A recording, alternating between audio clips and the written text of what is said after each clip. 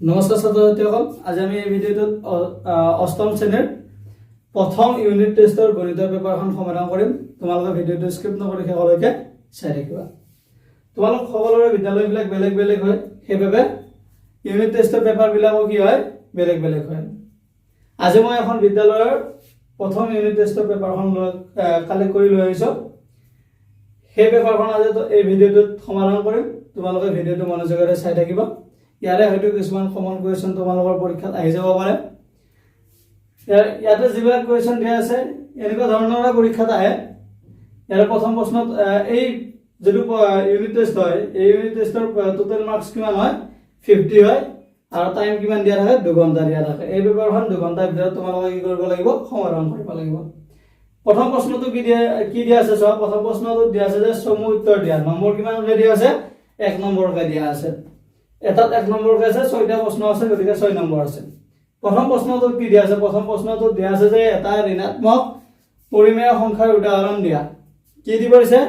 এটা ঋণাত্মক পৰিমেয় সংখ্যাৰ উদাহৰণ দিব দিছে। ঋণাত্মক পৰিমেয় সংখ্যা মানে কি হয়? পৰিমেয় সংখ্যাৰ আগত যদি মাইনাছ চিন থাকে এইটো কি হ'ব? ঋণাত্মক পৰিমেয় সংখ্যা। শূন্যতকৈ কি হ'ব? সৰু হ'ব। বুজিছা? শূন্যতকৈ সৰু পৰিমেয় সংখ্যাবিলাক কি হ'ব? ঋণাত্মক পৰিমেয় সংখ্যা। 1 নম্বৰৰ এইটো কি হ'ব? এটা ঋণাত্মক পৰিমেয় সংখ্যা হ'ল এটা ঋণাত্মক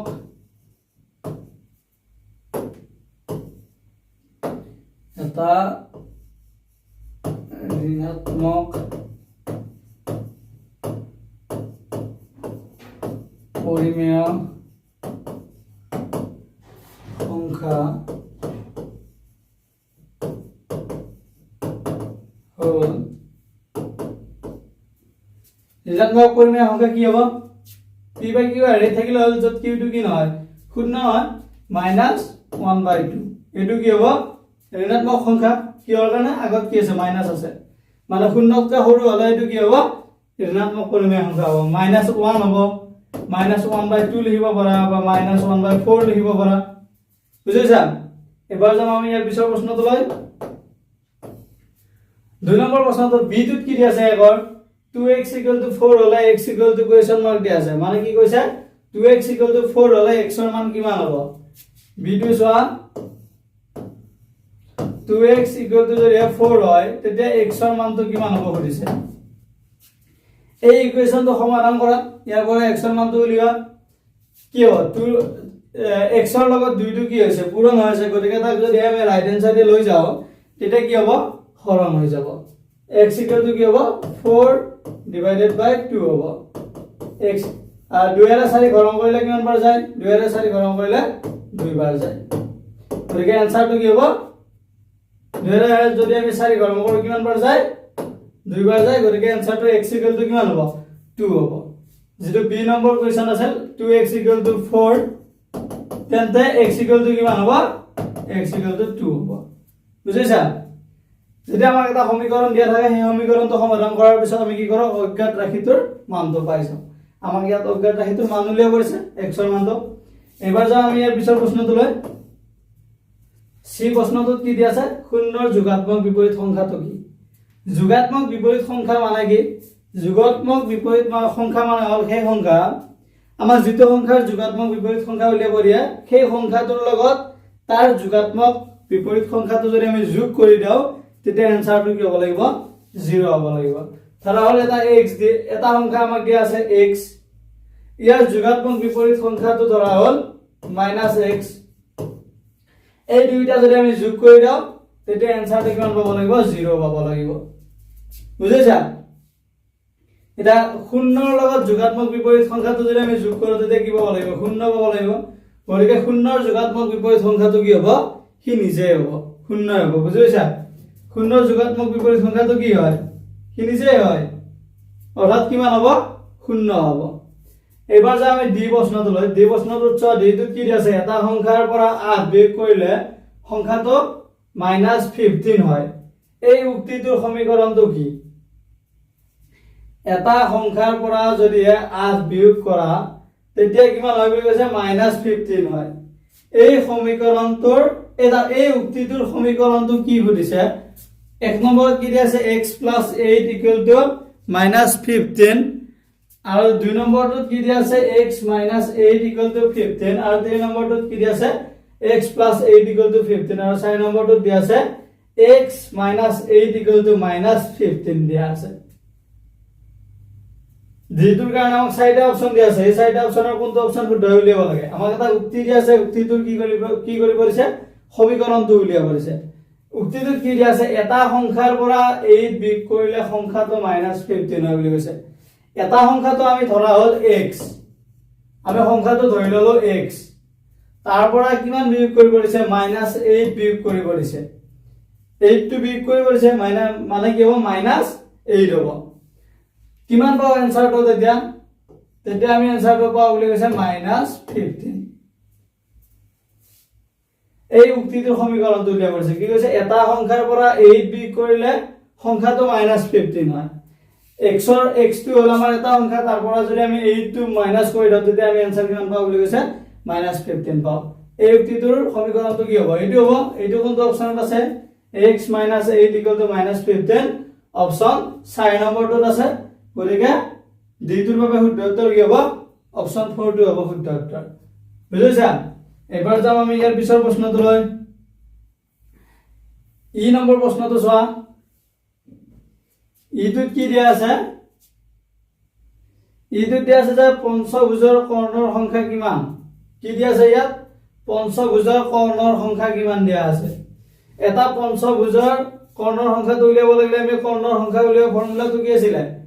ইটোৰ কাৰণে ডায়াগোনাল উলিওৱা ফৰ্মুলাটো কি আছিল ডায়াগোনাল উলিওৱা ফৰ্মুলাটো আছিল n * n - 3 divided by 2 এটো কি আছিল কৰ্ণৰ সংখ্যা উলিয়া ফৰ্মুলা কৰ্ণৰ সংখ্যা এটা বহুভুজৰ কৰ্ণৰ সংখ্যা উলিওৱা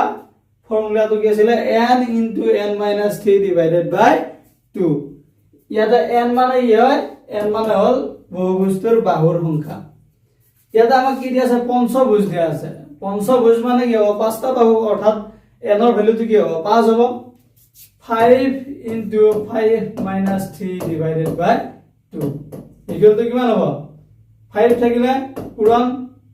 5 ৰ পৰা 3 গলে কিমান 2 divided by 2 2 আৰু 2 কি হ'ব কাটা কাটি যাব লঘিষ্ঠকৰ লাগি নিব পাৰি নহলে লব আৰু হৰ কাটা কাটি কৰিব পাৰি 2 আৰু 2 কাটা কাটি কৰিলে কিমান থাকিলে ইয়াত 5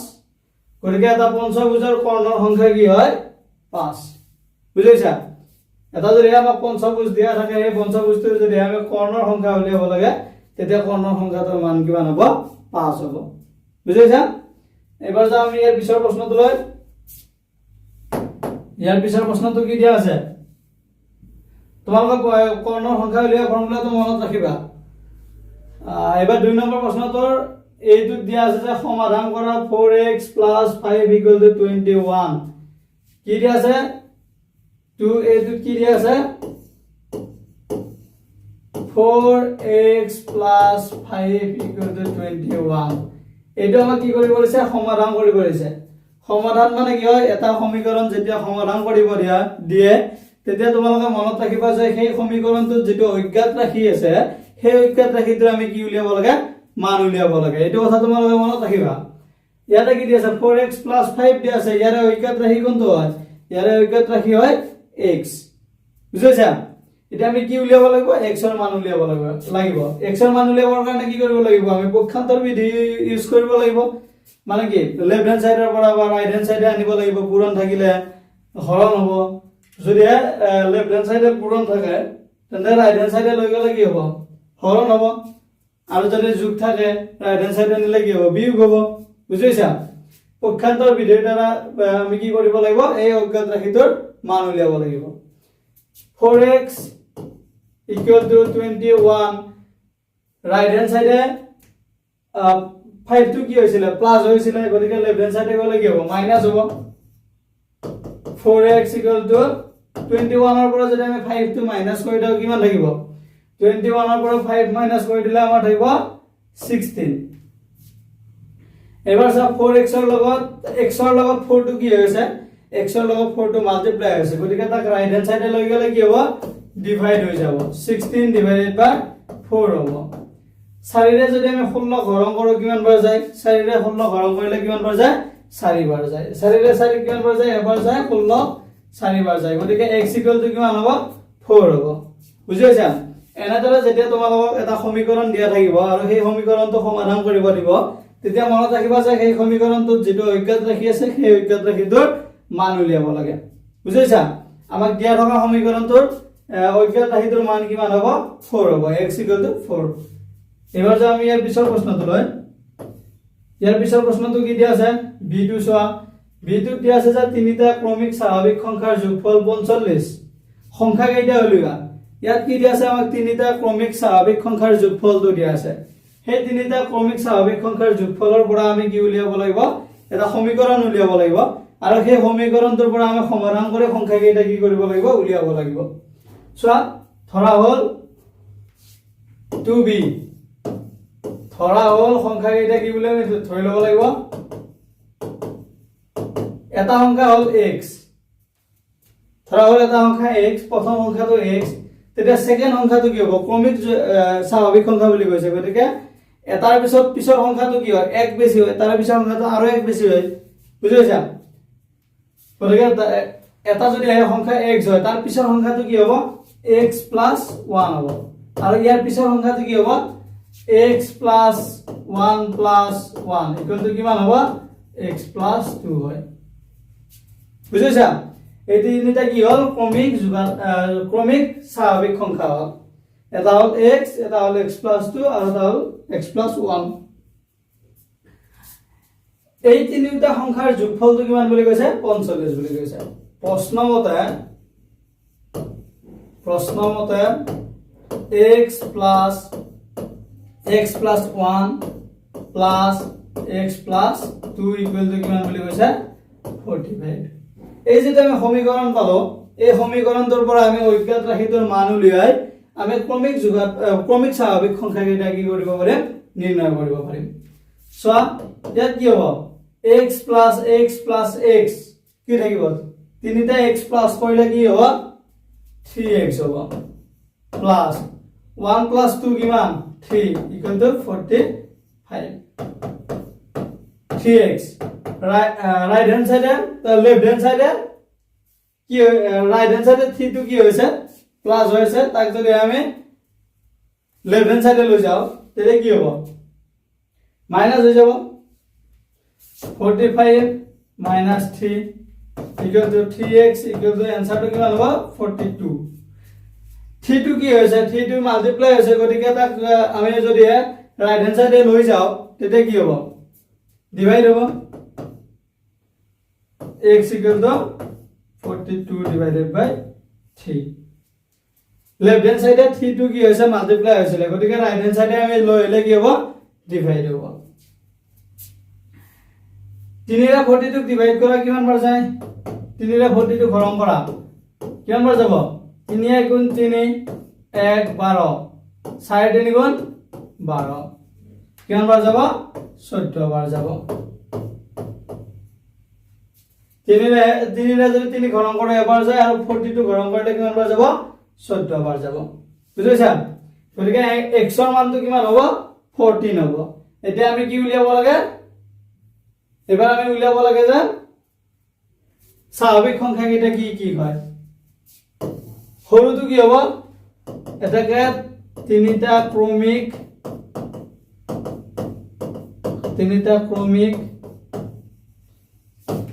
স্বাভাৱিক সংখ্যা হল নিৰ্ণয় স্বাভাৱিক সংখ্যা আৰু স্বাভাৱিক সংখ্যা কেইটা হল তিনিটা ক্ৰমিক স্বাভাৱিক সংখ্যা হল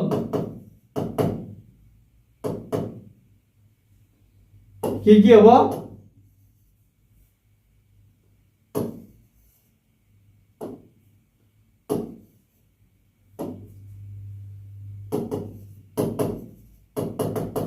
x মানে কিমান x মানে হল 14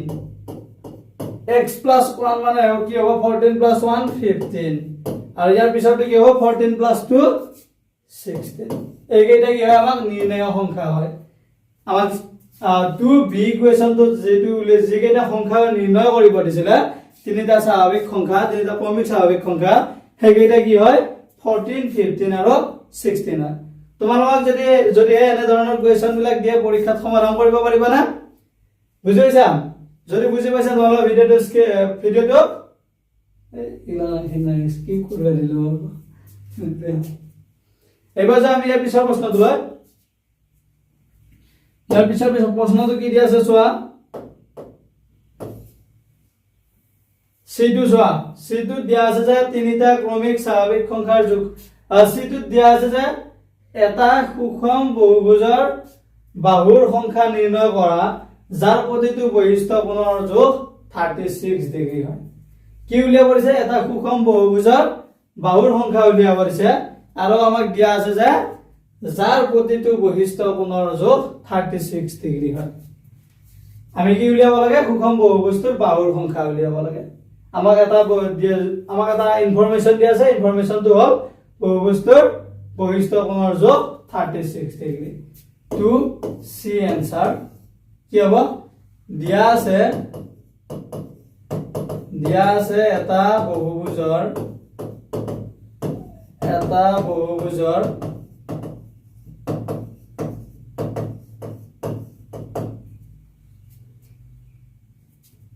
বৈশিষ্ট্য কোণৰ মাপ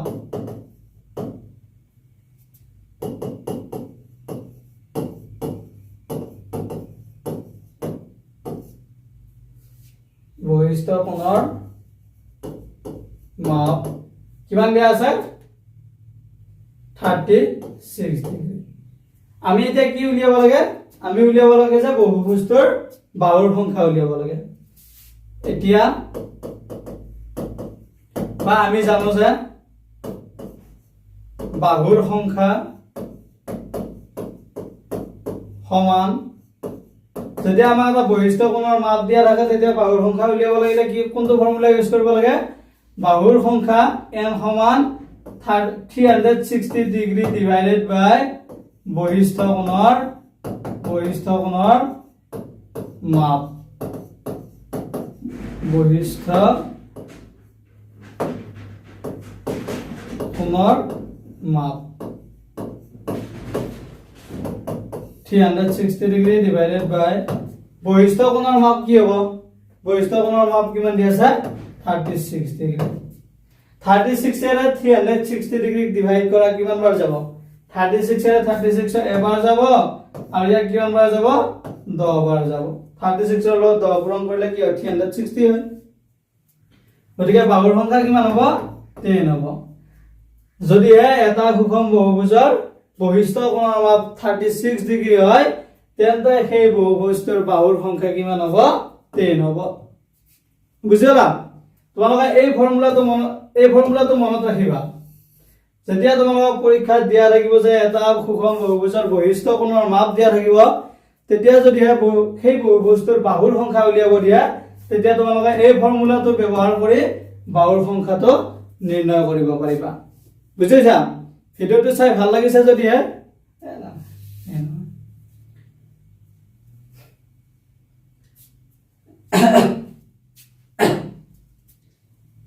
যদি তোমালোক এতিয়া বৈশিষ্ট্য কোণৰ মাপটো দিয়া থাকে তেতিয়া বাহুৰ সংখ্যাটো উলিয়াব পাৰিবা এই ফৰ্মুলাটো মনত ৰাখি থবা তোমালোকৰ ভিডিওটো চাই ভাল লাগিলে ভিডিওটো লাইক কমেন্ট কৰিবা আৰু বন্ধু বান্ধৱীলৈকে শ্বেয়াৰ কৰি দিবা আৰু চেনেলটো সাবস্ক্ৰাইব কৰি থৈ দিবা এবাৰ যে আমি ইয়াৰ পিছৰ প্ৰশ্নটো লয় ইয়াৰ পিছৰ প্ৰশ্নটো কি দিয়া আছে ডি প্ৰশ্নটো দিয়া আছে যে যোগাত্মক আৰু গুণাত্মক অভেদ দুটা উল্লেখ কৰা কি দিয়া আছে যোগাত্মক আৰু গুণাত্মক অভেদ দুটা উল্লেখ কৰিব দিছে যোগাত্মক অভেদ মানে কি হয় আৰু গুণাত্মক অভেদ মানে কি হয় জানা না যোগাত্মক অভেদ মানে কি হয় মই আগতে ক'লো যোগাত্মক অভেদ মানে হ'ল সেইটো সংখ্যা এটা সংখ্যাৰ যদি আমি যোগাত্মক সংখ্যাটো আৰু সেই সংখ্যাটো যোগ কৰো তেন্তে কিমান যোগফলটো কি হ'ব লাগিব 0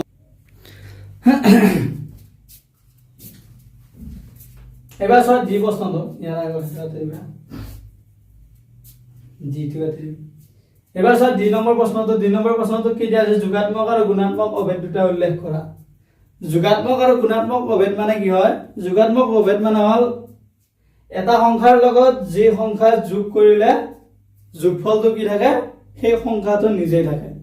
মানে ধৰা হ'ল 1 ইয়াৰ লগত কি সংখ্যা যোগ কৰিলে ই 1 হৈ থাকিব ইয়াৰ লগত 0 যোগ কৰিলে 1 হৈ থাকিব গতিকে যোগাত্মক অভেদ মানে কি হ'ল সেইটো সংখ্যা যি কি হয় এটা সংখ্যাৰ লগত যোগ কৰিলে সংখ্যাটো নিজে থাকে মানে 1 ৰ লগত যদি আমি 0 যোগ কৰো তেতিয়া কি হ'ব 1 পাম মানে কি হয় যিকোনো এটা সংখ্যা ধৰা হ'ল 2 2 ৰ লগত কি সংখ্যা যোগ কৰিলে আমি 2 পাম 0 যোগ কৰিলে 2 পাম গতিকে যোগাত্মক অভেদ কাক ক'ব 0টোক যোগাত্মক অভেদ বুলি কয় বুজিছা আৰু গুণাত্মক অভেদ মানে কি হয় এটা সংখ্যাৰ লগত যি সংখ্যাটো পূৰণ কৰিলে সেই সংখ্যাটো থাকে ধৰা হ'ল 3 এটা সংখ্যা ইয়াৰ গুণাত্মক অভেদ কি হ'ব সবাৰ কি গুণাত্মক অভেদটো কি হয় 3 ৰ লগত আমি কি পূৰণ কৰিলে 3 পাম 3 ৰ লগত আমি 1 পূৰণ কৰিলে 3 পাম গতিকে গুণাত্মক অভেদ কি হ'ব 1 4 ৰ লগত কি পূৰণ কৰিলে আমি 4 পাম 4 ৰ লগত সেই 1 পূৰণ কৰিলে আমি 4 পাম মানে কি গুণাত্মক অভেদ কি হয় 1 আৰু যোগাত্মক অভেদ কি হয় 0 এটো মনত ৰাখিবা তোমালোকৰ পৰীক্ষাত আহিব পাৰে গুণাত্মক অভেদ কি আৰু যোগাত্মক অভেদ কি মই লিখি দিছো চোৱা যোগাত্মক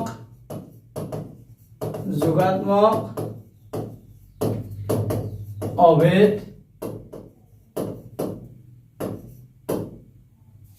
হল 0 আৰু গুণাত্মক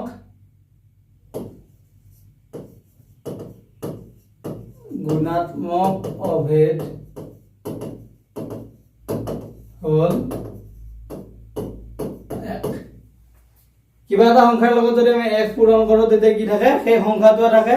আৰু কিবা এটা সংখ্যাৰ লগত যদি আমি 0 যোগ কৰো তেতিয়া আমি কি পাও সেই সংখ্যাটোৱে পাও সেইভাবে কি হয় 0ক যোগাত্মক অভেদ বুলি কোৱা হয় আৰু 1ক গুণাত্মক অভেদ বুলি কোৱা হয় এবাৰ যাও আমি ইয়াৰ পিছৰ প্ৰশ্নটোলৈ ই প্ৰশ্নটো চোৱা এই প্ৰশ্নটোত কি দিয়া আছে ইটো দিয়া আছে যে সমাধান কৰা কি সমাধান কৰিব দিছে x/3 - x - 1 divided by 2 equal to 1 দিয়া আছে এইটো কি কৰিব দিছে আমাক সমাধান কৰিব দিছে এটো কি দিয়া আছে এটা সমীকৰণ দিয়া আছে সমীকৰণ এটা সমাধান কৰা মানে কি হয় তাৰ যেটো অজ্ঞাত ৰাখি থাকে সেই অজ্ঞাত ৰাখিটো আমি কি উলিয়াব লাগে মান উলিয়াব লাগে চোৱা এইটো কি দিয়া আছে x divided by 3 minus x minus 1 divided by 2 equal to 1 হয় যেতিয়া লেফট হ্যান্ড সাইডে দুটা ভগ্নাংশ যোগ বা বিয়োগ থাকিব তেতিয়া আমি কি কৰিব লাগিব লেফট হ্যান্ড সাইডে প্ৰথমতে যোগ বিয়োগটো কৰি ল'ব লাগিব যেতিয়া দুটা ভগ্নাংশ যোগ বিয়োগ হয় তেতিয়া আমি কি কৰিব লাগে ভগ্নাংশৰ দুটা হৰ আৰু লবৰ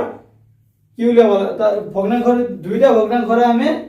লব কেইটা হৰ কেইটাৰ কি উলিয়াব লাগে এলসিএম উলিয়াব লাগে দুইটা ভগ্নাংশৰে হৰ কি হয় 3 আৰু 2 হয় গতিকে 3 আৰু 2 ৰ এলসিএম উলিয়ালে কি হ'ব লসাগু উলিয়ালে কি হ'ব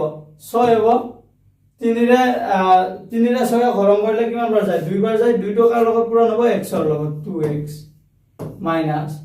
2 ৰে 6 হৰণ কৰা 2 ৰে 6 হৰণ কৰিলে কিমান বাৰ যায় 3 বাৰ যায় সেই 3 টকাৰ লগত পূৰণ হ'ব x - 1 ৰ লগত পূৰণ হ'ব ইকুৱেল টু 1 6 টো কি হৈছে লেফট হ্যান্ড সাইডে হৰণ হৈছে গতিকে ৰাইট হ্যান্ড সাইডে কি গলে কি হ'ব ডিভাইড হ'ব এটা 6 টো লেফট হ্যান্ড সাইডে কি হৈছে হৰণ হৈছে গতিকে রাইট হ্যান্ড সাইডে গেলে কি হবে পূরণ হবে ইয়াতে কি হবে 2x - 3 into x 3x minus plus 3 into 1 3 1 into 6 হবে কারণ 6 তো কি আছে লেফট হ্যান্ড সাইডে ডিভাইড হয়েছিল রাইট হ্যান্ড সাইডে গেলে কি হবে মাল্টিপ্লাই হবে 2x এর পর 3x মাইনাস করলে কি হবে x থাকিব x এর আগত মাইনাস হবে না প্লাস হবে মাইনাস হবে কারণ 3 তো কি হয় 3x তো কি হয় ডাঙর হয় -x equal to 6 into 1 6 left hand side plus 3 আছিল right hand side গলে কি হবে -3 হবে -x equal to 6 ৰ পৰা 3 গলে কিমান থাকিব 3 থাকিব মাইনাস তো এবাৰ লৈ যোৱা x equal to কি হ'ব -3 হ'ব -2 উঠাই দিয়া left hand side -2 উঠাই দিলা কি হ'ব right hand side -2 আহি যাব গতিকে x equal to কি হয় -3 হয় বুজিছা ইটোৰ সমাধান কৰা হ'ল ইটোৰ x ৰ মান কি হ'ব x equal to হ'ব -3 বুজিছা এবাৰ যাম আমি ইয়াৰ পিছৰ প্ৰশ্নটোলৈ ইয়াৰ পিছৰ প্ৰশ্নটো কি দিয়া আছে চোৱা ইয়াৰ পিছৰ প্ৰশ্নটো দিয়া আছে যে 3a2 চোৱা 3a2 দিয়া আছে 26 ভাগৰ -25 25ক 13 ভাগৰ 5ৰ প্ৰতিক্ৰমেৰে পূৰণ কৰা কি কৰিব আছে 3a টো চোৱা 3a টো দিয়া আছে যে 26 ভাগৰ -25ক কি কৰিব আছে 13 ভাগৰ 5ৰ প্ৰতিক্ৰমেৰে পূৰণ কৰিব আছে 13 ভাগৰ 5ৰ প্ৰথমতে আমি কি উলিয়াই ল'ব লাগিব প্ৰতিক্ৰম 13 ভাগৰ 5ৰ প্ৰতিক্ৰম হল ইয়াৰ প্ৰতিক্ৰম কি হ'ব ইয়াৰ হৰটো লব হৈ যাব লগটো হৰ হৈ যাব ইয়াৰ প্ৰতিক্ৰম কি হৈ যাব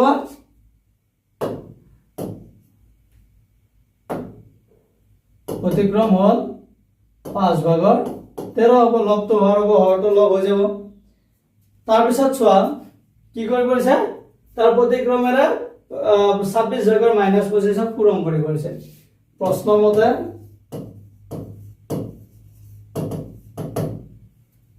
26 ভাগৰ -25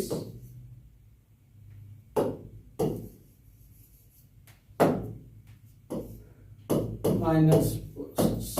पूरण 5 भागर 13 এটা কি হ'ব 26ক 13 ৰে কিমান বাৰ যায় 13 ৰে 26ক হৰণ কৰিলে 2 বাৰ যায় 13 ৰে 13 এবাৰ যায় 5 ৰে 5ক এবাৰ যাব 25ক কিমান বাৰ যায় 5 বাৰ যায় গতিকে আনসাৰটো কি হ'ব -2 ভাগৰ 5 হ'ব এটো হ'ব আনসাৰ যদি আমাক এনেকুৱা ধৰণৰ প্ৰশ্ন দিয়া থাকে ধৰা হল এটা ভগ্নাংশ দি আছে তাক কি কৰিব দিছে এটা বেলেগ এটা ভগ্নাংশৰ প্ৰতিক্ৰমেৰে পূৰণ কৰিব দিছে তেতিয়া তোমালোকে এনে ধৰা কৰিবা প্ৰথমতে যেটো ভগ্নাংশৰ প্ৰতিক্ৰম উলিয়াব দিছে সেই ভগ্নাংশৰ প্ৰতিক্ৰমটো উলিয়াই লবা তাৰ পিছত যাৰ লগত পূৰণ কৰিব দিছে তাৰ লগত পূৰণ কৰি দিবা পূৰণ কৰি তাৰ লঘিষ্ঠ ৰূপটো লৈ যাবা তাৰ পিছত আনসাৰটো পাবা এবাৰ ইয়াত আমাক কি দিছিলে অপচন 8 কোৱেশ্চন 8 দিয়া আছিল 26 ভাগৰ -25ক 13 ভাগৰ 5ৰ প্ৰতিক্ৰমেৰে পূৰণ কৰা 26 ভাগৰ -25ক আমি কি কৰিলো 13 ভাগৰ 5 13 ভাগৰ 5ৰ প্ৰতিক্ৰম কি হয় 5 ভাগৰ 13 হয় ইয়াৰ মাল্টিপ্লাই কৰিলো মাল্টিপ্লাই কৰতে আনসাৰটো কি পালো -2 ভাগৰ 5 বুজি পালা এনেকুৱা ধৰণৰ কোৱেশ্চন যদি তোমালোকৰ পৰীক্ষাত আহে কৰিব পাৰিবা না এবাৰ যা আমি ইয়াৰ পিছৰ প্ৰশ্নটো লয় ইয়াৰ পিছৰ প্ৰশ্নটো বিদ্যুৎ কি দিয়া আছে বিদ্যুৎ দিয়া আছে যে এটা সংখ্যাৰ 5 গুণৰ লগত 10 যোগ কৰিলে যোগফল 65 হয় সংখ্যাটো কি কৰিছে কি কৈছে এটা সংখ্যাৰ লগত যদি আমি 5 গুণৰ লগত 10 যোগ কৰো ধৰা হল এটা সংখ্যা x তাৰ যদি আমি 5 গুণৰ লগত 10 যোগ কৰি দাও তেতিয়া যোগফলটো কি হ'ব 65 হ'ব আৰু সংখ্যাটো কি কৰিছে এটা আমাৰ এটা কি এটা সমীকৰণ হ'ব তাৰ পৰা অজ্ঞাত ৰাশিটোৰ মানটো উলিয়াব লাগে চোৱা 3b ধৰা হল আমি সংখ্যাটো ধৰি লব লাগিব ধৰা হল সংখ্যাটো কি সংখ্যাটো x এটা প্ৰশ্ন মতে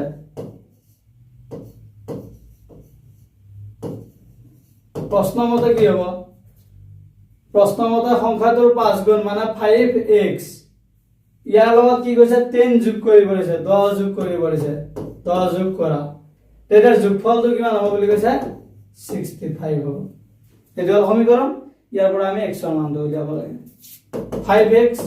লেফট হ্যান্ড সাইডে +10 আছে গতিকে রাইট হ্যান্ড সাইডে গলে কি হবে মাইনাস হবে 5x 65 এর পৰা 10 টু মাইনাস কৰিলে কি হ'ব 55 হ'ব x ইকুয়াল টু 55 ডিভাইডেড বাই 5 পাঁচেৰে 55 যদি আমি হৰণ কৰো কিমান বাৰ যায় 11 বাৰ যায় 5 গুণ 5 5 গুণ কি হয় 55 গতিকে x ৰ মানটো কি হ'ব x ৰ মানটো হ'ব 11 বুঝাইছা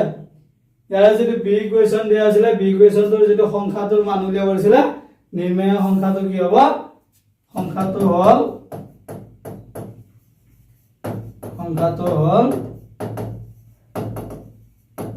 11 নিৰ্ণয় সংখ্যাটোৰ মান কি হ'ব 11 হ'ব বুঝাইছা এবাৰ যাম আমি ইয়াৰ পিছৰ প্ৰশ্নটো লয় ইয়াৰ পিছৰ প্ৰশ্নটো কি দিয়া আছে চোৱা c টো দিয়া আছে যে -5 আৰু -4 এৰ মাজৰ এটা পৰিমেয় সংখ্যা লিখা কি উলিয়াব আছে -5 আৰু -4 এৰ মাজৰ তিনিটা পৰিমেয় সংখ্যা লিখিব দিছে 3 ৰ c2 চোৱা -5 দিয়া আছে আৰু -4 দিয়া আছে ইয়াৰ মাজত কি উলিয়াব লাগে আমি তিনিটা পৰিমেয় সংখ্যা উলিয়াব লাগে ইয়াৰ লগত কি কৰা 3 পূৰণ কৰা তলৰটো কি আছে তলৰটো হৰ 1 আছে মানে হৰৰ লগত 1 পূৰণ কৰিব লাগে 1 পূৰণ 3 -5 পূৰণ 3 কিমান হ'ব -15 ডিভাইডেড বাই 3 হ'ব ইয়াতে কি হ'ব ইয়াৰ লগতো 3 পূৰণ কৰা কাৰণ হৰকেইটা কি কৰিব লাগে হৰকেইটা সেম কৰিব লাগিব 1 আছে 1 ৰ পৰা আমি কি হলো 3 পালো ইয়াৰ হৰটো সেম কৰিব লাগিলে কি হ'ব 3 হ'ব লাগিব গতে 1 পূৰণ 3 হ'ব পূৰণ 3 4 3 গুণ কি হয় 12 3 পূৰণ 3 ইয়াৰ মাজত তিনিটা পাবা না -13 ডিভাইডেড বাই 3 -14 ডিভাইডেড বাই 3 তিনিটা নোপোৱা দুটা পাবা গতিকে ইয়া আকৌ লৈ যোৱা -15 গতিকে এবাৰ 4 ৰে কৰি চোৱা 4 ৰে হয় নেকি চোৱা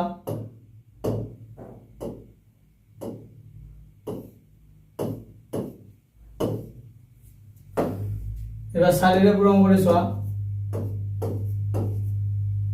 4 4 গুণ কি হয় 16 4 5 গুণ 20 4 1 গুণ 4 4 1 গুণ 4 এবাৰ হ'ব -17 -18 -19 ইয়াৰ কি হ'ব therefore -5 আৰু -4 ৰ মাজৰ তিনিটা পৰিমেয় সংখ্যা হ'ল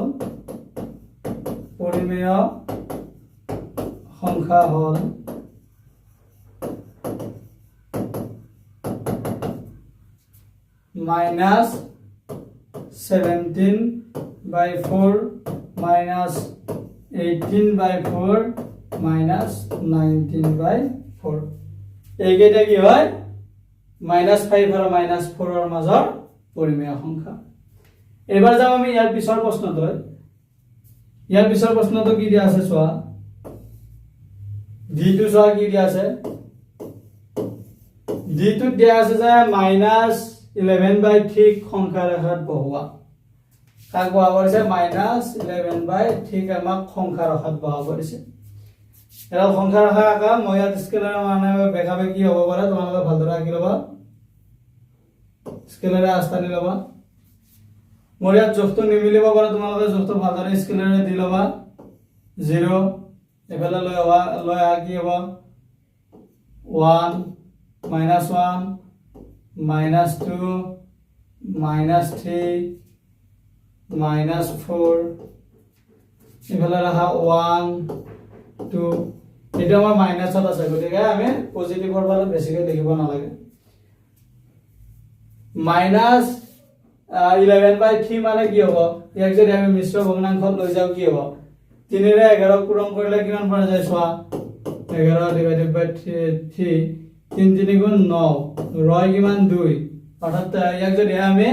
মিশ্ৰ ভগ্নাংশত লৈ যাও কি হয় -3 2 3 সমস্ত 2/3 হয়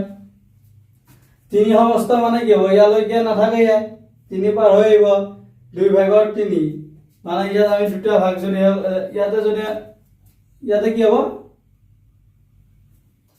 এটা ভুল আছে 3 সমস্ত কি হ'ব 3 সমস্ত 3/2 3 সমস্ত মানে ইয়ালৈকে আহিলে তিনিটা গুচি গ'ল 3/2 3/2 মানে 4 -3 পৰা -4 ৰ ভিতৰত যদি আমি 3 ভাগ কৰো তাহলে 2 ভাগ হ'ব ইয়াৰে এটা ভাগ এটো এটা ভাগ এটো কেইটা ভাগ হ'ল 1 2 3 ইয়াৰে 2 ভাগ মানে এটো হ'ব এটো হল কি -11/3 equal to -3:2 divided by 3 3 সমস্ত 3/2 এইটো হম এই পইণ্টটো হ'ব বুজিছা আজিৰ ভিডিওটো ইমানে ইয়াৰ সম্পূৰ্ণ ভিডিওটো চাবৰ বাবে তোমালোকে আমাৰ এপত গৈ চাব লাগিব এপৰ লিংকটো এই ভিডিওটোৰ কমেন্ট সেকশন আৰু ডেসক্ৰিপচনত দিয়া আছে তাত তোমালোকৰ অনলাইন ক্লাছ চলি আছে তোমালোকে অতি কম মূল্যত আমাৰ সৈতে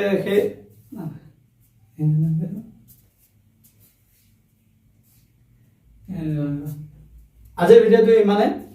ইয়াৰ সম্পূৰ্ণ ভিডিঅ'টো চাবৰ বাবে তোমালোকে আমাৰ এপত গৈ চাব লাগিব এপটোৰ লিংক এই ভিডিঅ'টোৰ কমেন্ট সেকশন আৰু ডেসক্ৰিপচনত দিয়া আছে আমাৰ এপত তোমালোকৰ অনলাইন ক্লাছসমূহ চলি আছে অতি কম মূল্যত তোমালোকে ক্লাছসমূহ কৰিব পাৰিবা আৰু ভিডিঅ'টো চাই তোমালোকৰ ভাল লাগিছে যদি লাইক কমেন্ট কৰিবা আৰু ভিডিঅ'টো তোমালোকৰ বন্ধু বান্ধৱীলৈকে শ্বেয়াৰ কৰি দিবা এইবাৰ যাম আমি ইয়াৰ পিছৰ প্ৰশ্নটোলৈ ইয়াৰ পিছৰ প্ৰশ্নটো কি দিয়া আছে চোৱা ইয়াৰ পিছৰ প্ৰশ্নটো দিয়া আছে যে ইটো চোৱা ইটো দিয়া আছে যে এটা সুষম বহুভুজৰ প্ৰতিটো অন্তঃকোণৰ মাপ 120 ডিগ্ৰী হলে বহুভুজটোৰ বাহুৰ সংখ্যা উলিয়া ইয়াৰ আগতে দিয়া আছিল যে এটা সুষম বহুভুজৰ কি দিয়া আছিল আমাক বহিষ্ঠ কোণৰ মাপ দিয়া আছিল বহিকোণৰ মাপ দিয়া আছিল আৰু তাৰ পৰা কি উলিয়াব দিছিল বাহুৰ সংখ্যা এবাৰ আমাক দিছে যে অন্তঃকোণৰ মাপ এটা দিয়া আছে তাৰ পৰা আমাক কি উলিয়াব দিছে বহুভুজটোৰ বাহুৰ সংখ্যা উলিয়াব দিছে চোৱা ইটো চোৱা কি দিয়া আছে বহুভুজৰ অন্তঃকোণৰ মাপ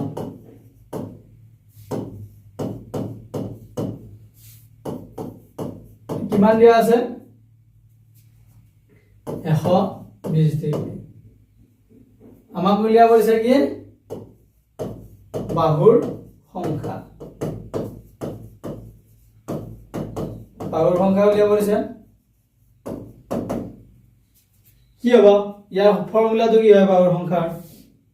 যদি এটা অন্তঃকোণৰ মাপ বহিকোণৰ মাপ দিয়াৰ হয় কি কৰিব লাগে 360 ডিগ্ৰী কি হেৰি হৰণ কৰিব লাগে বহিকোণটোৰে হৰণ কৰিব লাগে যদি অন্তঃকোণ দিয়া থাকে তেতিয়া কি কৰিম তেতিয়া হ'ব 360 ডিগ্ৰী 180 ৰ পৰা অন্তঃকোণৰ যিটো মাপ আছে অন্তঃকোণৰ মাপটো বিয়োগ কৰিব লাগিব 360 ডিগ্ৰী 180 ৰ পৰা অন্তঃকোণৰ মাপটো বিয়োগ কৰিলে যিটো পাও সেইটোৰে আমি হৰণ কৰিব লাগিব অন্তঃকোণৰ মাপ কিমান হ'ব এইটো ফৰ্মুলা মনত ৰাখিবা যদি এটা অন্তঃকোণ দিয়া থাকে তেতিয়া যেতিয়া বাহুৰ সংখ্যা উলিয়াব দিব তেতিয়া মনত ৰাখিবা যে 360 ডিগ্ৰী আমি কি হেৰে হৰণ কৰিব লাগিব 180 ডিগ্ৰীৰ পৰা অন্তঃকোণ এটাৰ মাপটো বিয়োগ কৰিলে যেটো বিয়োগফল পাম সেই বিয়োগফলটোৰে 360 ডিগ্ৰী হৰণ কৰিব লাগিব 360 ডিগ্ৰী divided by 180 minus অন্তঃকোণৰ মাপ কিমান আছে 120 দিয়া আছে 360 divided by 180 180 ৰ পৰা 120 মাইনাস কৰা কিমান থাকিব 60 থাকিব শূন্য আৰু শূন্য কাটা যাব 6 আৰু 6 এবাৰ যাব 36 কিমান বাৰ যাব 6 বাৰ যাব এনসাৰটো কিমান হ'ব 6 হ'ব বাহুৰ সংখ্যা কিমান হ'ব এটা বাহুৰ সংখ্যা হ'ব বাহুৰ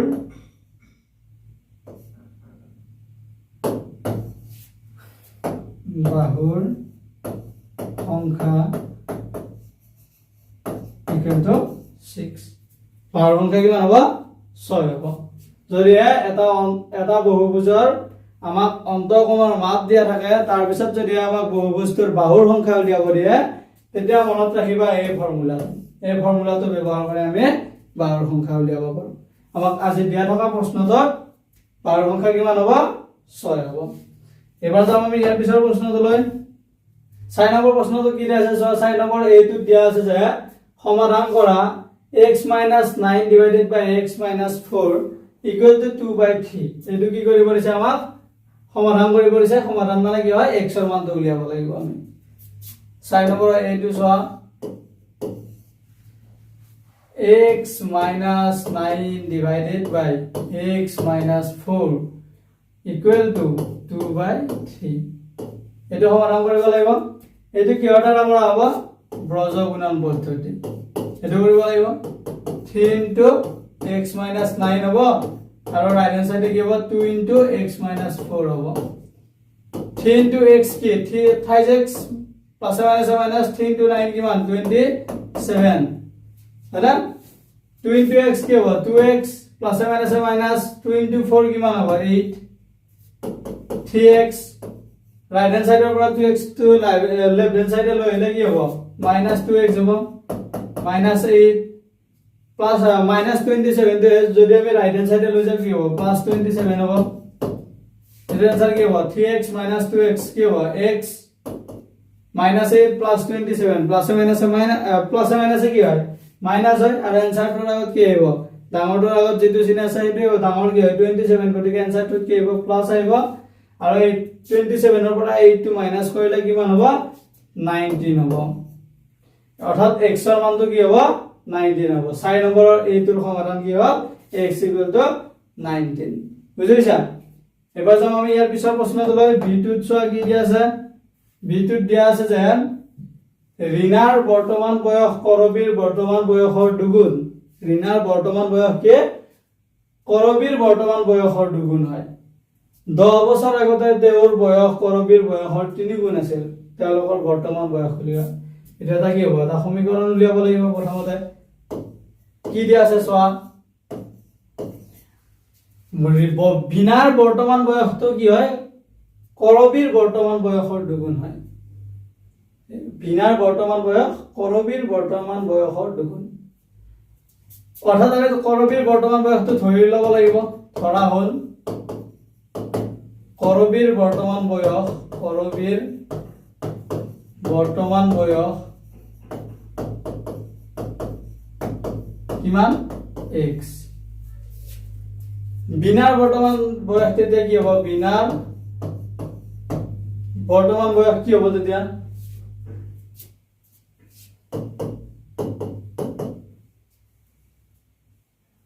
কৰবীৰ বৰ্তমান বয়সৰ কি হয় দুগুণ হয় গতিকে 2x হ'ব তাৰপিছত 10 বছৰ আগত 10 বছৰ আগত 10 বছৰ আগত কৰবীৰ বয়স কিমান আছিল কৰবীৰ বয়স 10 বছৰ আগত কিমান হ'ব x - 10 হ'ব কাৰণ x টো বৰ্তমান বয়স 10 বছৰ আগত হলে কি হ'ব 10 বছৰ মাইনাস কৰি দিব লাগিব গতিকে কৰবীৰ বয়স হ'ব x - 10 তেতিয়া বিনাৰ বয়স কি হ'ব বিনাৰ বয়স কি বুলি কৈছে কৰবীৰ বয়সৰ 3 গুণ আছিল কৰবীৰ যেতিয়া বয়স আছে তেতিয়া 3 গুণ আছিল x - 10 ৰ কি হ'ব 3 গুণ হ'ব এটা আছে বুলি কৈছে এটা তেওঁলোকৰ বৰ্তমান বয়সটো কিমান হয় উলিয়াব দিছে ইয়াৰ পৰা আমাক কি উলিয়াব দিছে বিনা আৰু কৰবীৰ বৰ্তমান বয়সটো কিমান হয় উলিয়াব লাগে বিনাৰ বয়সটো 10 বছৰ আগত কি হ'ব বিনাৰ বয়সটো 10 বছৰ আগত বিনাৰ বয়স হ'ব 2x - 10 হ'ব 2x টো তাৰ বৰ্তমান বয়স আছিল বিনাৰ বয়স বৰ্তমান কিমান আছিল 2x আছিল গতিকে বিনাৰ 10 বছৰ আগত বয়স কিমান হ'ব 2x - 10 হ'ব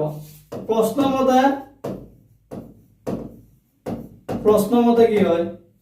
প্ৰশ্নমতে হয় যে বিনাৰ বয়স কৰবীৰ বয়সৰ 3 গুণ আছিল বিনাৰ বয়স 10 বছৰ আগত কি হ'ব লাগে 2x - 10 এটো কাৰ সমান বুলি কৈছে কৰবীৰ বয়সৰ 3 গুণ কৰবীৰ বয়স কিমান আছিল x - 10 ইয়াৰ কিমান 3 গুণ বুলি কৈছে বিনাৰ 10 বছৰ আগত যেটো বয়স হয় 2x - 10 হেতু কাৰ সমান কৰবীৰ বয়সৰ 3 গুণৰ সমান কৰবীৰ বয়স আছিল x - 10 তাৰ লগত 3 পূৰণ হ'ব এবাৰ চোৱা 2x - 10 ইকুৱেল টু ব্ৰেকেট উঠাব লাগিব 3x plus minus minus 3 into 10 30 এটো হল তাৰপিছত চোৱা 2x টো লেফট হ্যান্ড সাইডে থাকিব ৰাইট হ্যান্ড সাইডৰ পৰা 3x টো লেফট হ্যান্ড সাইডে আনিলে কি হ'ব মাইনাস 3x হ'ব equal to -30 -10 to left hand side থাকোতে 10 to left hand side থাকোতে মাইনাস আছিল রাইট হ্যান্ড সাইডে থাকোতে কি হ'ব রাইট হ্যান্ড সাইডে লৈ গলে প্লাস হ'ব প্লাস 10 2x - 3x কি হ'ব -x প্লাস মাইনাস মাইনাস ৰিজাল্টৰ আগত মাইনাস আহিব কাৰণ 30 ৰ আগত মাইনাস আছে মাইনাস কৰিলে কিমান হ'ব -20 হ'ব দুইফালৰ পৰা মাইনাসটো উঠি যাব x ইকুৱেল টু কিমান হ'ব 20 হ'ব অৰ্থাৎ কৰবীৰ বৰ্তমান বয়স কিমান হ'ব কৰবীৰ বৰ্তমান বয়স কিমান হ'ব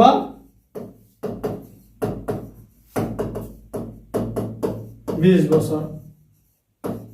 কাৰণ কৰবীৰ বৰ্তমান বয়সটো কি আছিল x আছিল আৰু বিনাৰ বৰ্তমান বয়স কিমান হ'ব বিনাৰ বৰ্তমান বয়স হ'ব 2 into 20 equal to 40 years বিনাৰ বয়স কিমান হ'ব 40 বছৰ হ'ব বুজিছা এবাৰ যাম আমি ইয়াৰ পিছৰ প্ৰশ্নটোলৈ এনেকুৱা ধৰণৰ প্ৰশ্ন আহিলে তোমালোকে কৰিব পাৰিবানে এবাৰ যাম আমি ইয়াৰ পিছৰ প্ৰশ্নটোলৈ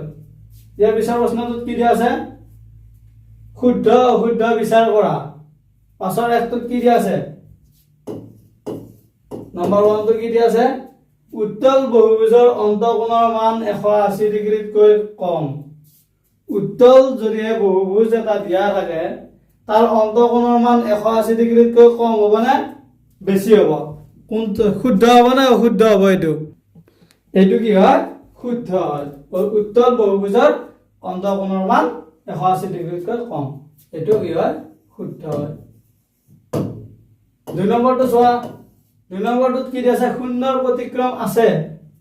শূন্যৰ প্ৰতিক্ৰম আছে নে নাই শূন্যৰ প্ৰতিক্ৰম কি নাই শূন্যৰ প্ৰতিক্ৰম কি হয় নিজে শূন্যৰ প্ৰতিক্ৰম নাই গতিকে এইটো কি হয় অশুদ্ধ হয়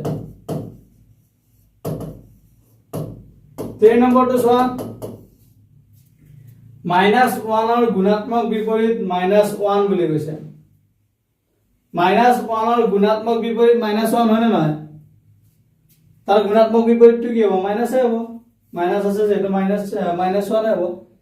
এটো কি হ'ব -1 ৰ গুণাত্মক বিপৰীত -1 হয় না সো -1 into 1 গুণাত্মক অভেদ কি হয় 1 -1 into 1 কৰিলে কি হ'ব -1 গতিকে কি হয় -1 ৰ গুণাত্মক যদি বিপৰীত উলিয়াব দিয়ে এটো কি হ'ব -1 হয় গতিকে এটো কি হ'ব শুদ্ধ হ'ব এটো শুদ্ধ 4 নম্বৰটো চোৱা 4 নম্বৰটোত কি দিয়া আছে a square x plus b is equal to 0 এটা দ্বিঘাত সমীকৰণ য'ত a b ধ্ৰুব এটা দ্বিঘাত সমীকৰণ হয় না a square x plus b equal to 0 এটো দ্বিঘাত সমীকৰণ হ'ব জানো এটো দ্বিঘাত সমীকৰণ নহয় দ্বিঘাত সমীকৰণ হ'ব লাগিলে কি হ'ব অজ্ঞাত ৰাশিটোৰ স্কয়াৰ হ'ব লাগিব কিন্তু ইয়াত কি আছে এটা স্কয়াৰ আছে গতিকে এটো কি নহয় দ্বিঘাত ৰাশি নহয় এটো কি হ'ব অশুদ্ধ হ'ব